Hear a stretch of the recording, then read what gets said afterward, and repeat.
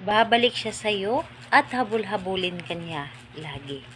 Hello mga guys, kumusta kayo? Panibagong araw, panibagong video na naman tayo. And sa araw na ito ay isa na ng video ang aking tuturo sa inyo na simpleng gabay o simpleng pamamaraan na makakatulong sa atin. At bago ang lahat, gusto ko lang mag-disclaimer.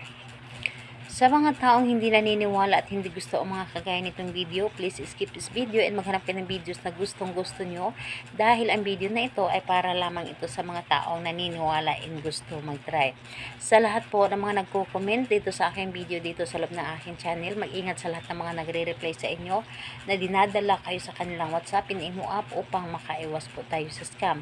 Ngayon po ituturo ko sa inyo paano tayo babalikan at habul-habulin ng taong nang iwan sa atin. Yung tipong dating tayo yung naghahabol is ngayon ay siya na naman ang maghahabol sa atin. So dito ay pwede mo itong gawin sa parehasang kasarian, babae ito babae and lalaki ito lalaki. And syempre naman sa ating babae at lalaki na mag-partner. And pwede mo rin itong gawin kahit na kayo ay magkalayo at magkalapit sa isa't isa. And dito ay kailangan natin ng ating gagamitin. Kailangan mo dito maghanda ng isang maliit na pirasong papel. Kailangan mo rin dito maghanda ng panulat, ng kahit anong klaseng panulat.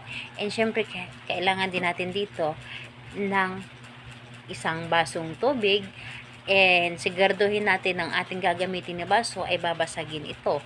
Dahil ang babasagin, isa ito sa nagbibigay energy sa ating mga ginagawa. And kailangan din natin dito ng kaunting asin. And kung meron kayong tubig alat or tubig galing sa dagat, mas maganda na yun ang gamitin natin. Pero kung wala po ay malayo kayo sa dagat, pwede na rin yung tubig na normal na tubig at lagyan nyo rin ito ng kaunting asin lamang. So yun lamang ang dapat nating ihanda. Kailangan mo lamang dito na handa ka sa iyong sarili na kapag gagawa kayo ng isang ritual is kailangan na buo ang inyong loob, tiwala at paniniwala sa paggawa nito. Dahil kapag wala tayong tiwala at paniniwala, masasayang lamang ang ating oras sa paggawa nito. So kailangan natin ang buong presensya dito sa inyong paggawa.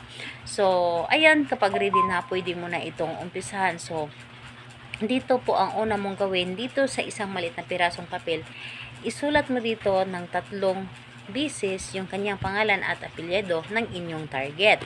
So, kapag naisulat nyo na dito ng 3 bisis ang kanyang pangalan at apelyido dito sa likod, ay isulat nyo din dito ang babalik ka at habul-habulin mo ako lagi.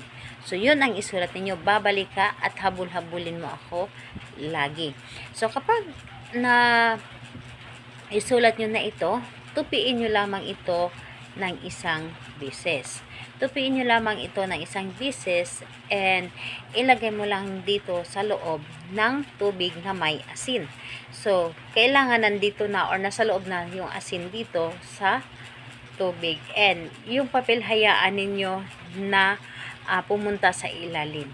So, kapag nailagay nyo na dito yung papel sa loob ng tubig, ay itapat nyo lamang ito sa iyong baba. Halimbawa, pangalan, apelyido, sa pamamagitan nito, ikaw ay babalik sa akin at habul-habulin mo ako.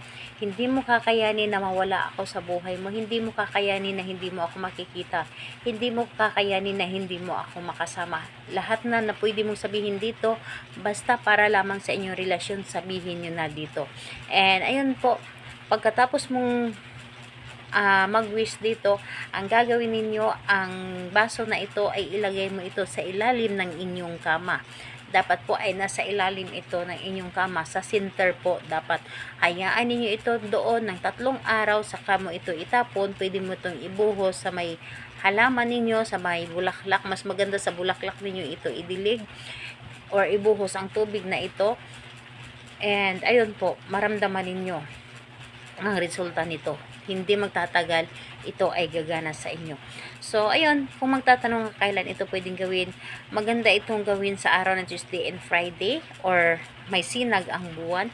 Pero kung hindi ka makapaghintay ng Tuesday and Friday and naramdaman ninyo na parang hinihila kayo na gawin ito, pwedeng ninyo itong gawin. So, ayun po, salamat po sa inyo. Bye-bye everyone. God